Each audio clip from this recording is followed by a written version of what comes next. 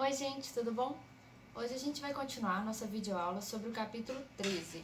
Então na outra aula a gente fala um pouquinho sobre o uso dos materiais pelo ser humano ao longo da história e nessa aula a gente vai falar sobre as formas que a gente pode encontrar esses materiais na natureza, que são os estados físicos da matéria e as mudanças que eles podem sofrer na segunda parte da aula.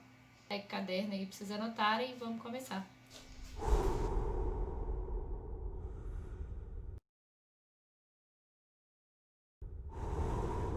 Do que as coisas são feitas? A gente vai começar nossa aula com essa pergunta.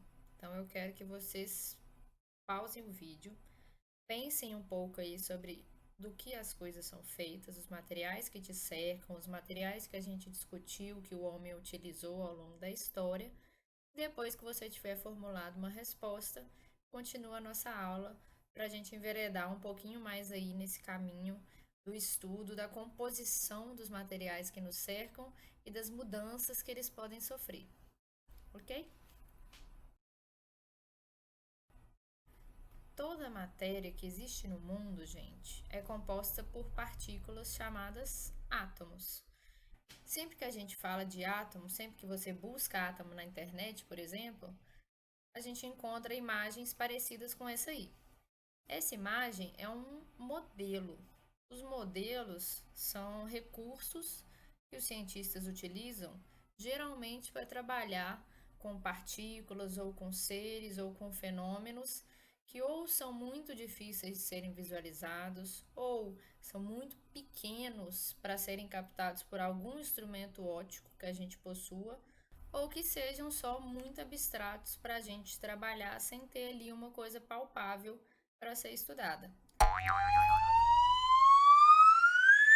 Esses átomos são capazes de fazer ligações uns com os outros.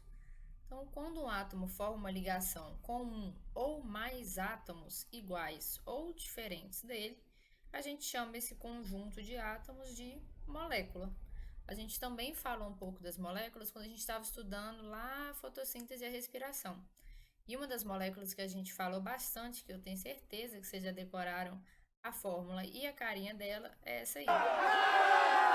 A molécula H2O é composta por dois átomos de hidrogênio ligados a um átomo de oxigênio.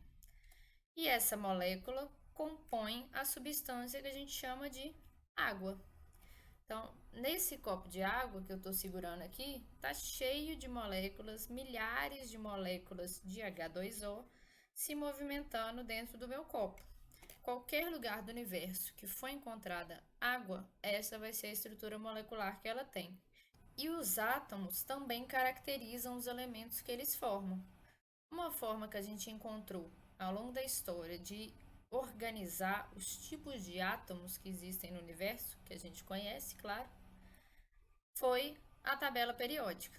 Vocês vão estudar a tabela periódica bem depois no ensino fundamental e no ensino médio também. Por agora, basta que vocês saibam que a tabela periódica reúne todos os elementos que o ser humano conhece, que a gente já descobriu que compõem os materiais à nossa volta.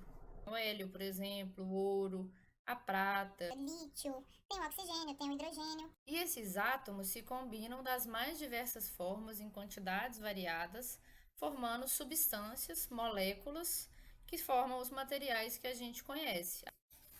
Essas moléculas não são estáticas, ou seja, elas não ficam paradas, elas se movimentam o tempo inteiro. Quando as moléculas recebem energia, elas se movimentam mais ainda. E quando elas perdem energia, o movimento delas diminui bastante. Para ficar um pouco mais clara essa questão da energia e a movimentação das moléculas, a gente vai fazer uma analogia. Vocês já perceberam que eu adoro analogia. Então, a gente vai imaginar uma sala, tipo a sala de aula, que a gente está morrendo de saudade da aula presencial, e a gente vai colocar algumas pessoas dentro dessa sala. Que no caso nós vamos colocar 6 pessoinhas. Se a gente diminuir muito a temperatura dessa sala, pegar o ar-condicionado lá do colégio e jogar ele na temperatura mais baixa que ele chega, num dia que ele estiver funcionando,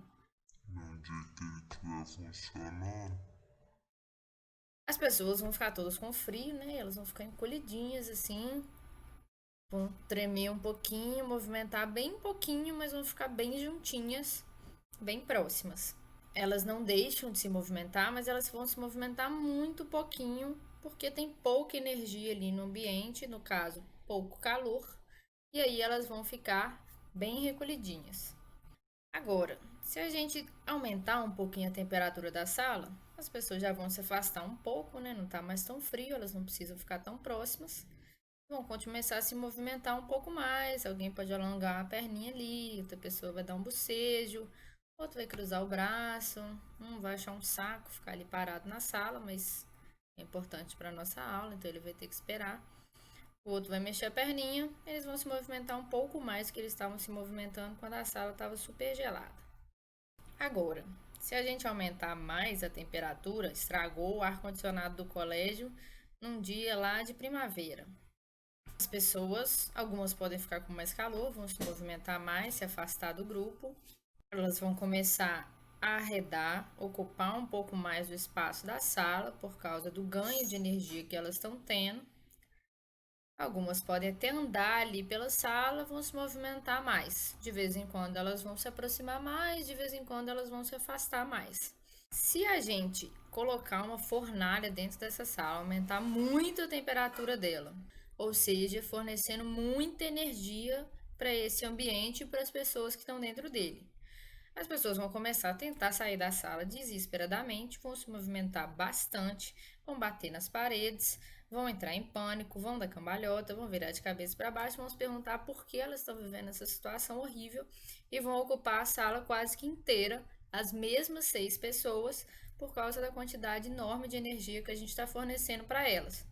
Outro exemplo bom para vocês pensarem é quando a gente está no sexto horário, na aula de ciências, em que está faltando 2 minutos para acabar, eu ainda estou na metade dos slides, vocês já estão desesperados para ir embora sexta-feira. Basta eu liberar ali um espacinho que vocês espalham para a sala inteira, sai correndo todo mundo estrambelhado, tromba no colega, derruba a mochila, derruba a garrafinha, cai estojo no chão, aquela bagunça que a gente morre de saudade.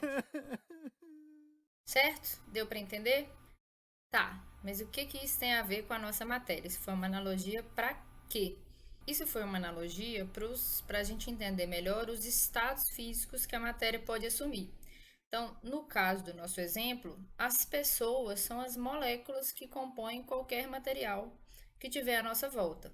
E cada uma daquelas situações, com mais ou com menos energia, vai representar um estado físico da matéria que a gente vai entender melhor agora. O ponto principal desse exemplo e da definição dos estados físicos da matéria é que a movimentação das moléculas determina o estado físico de uma substância.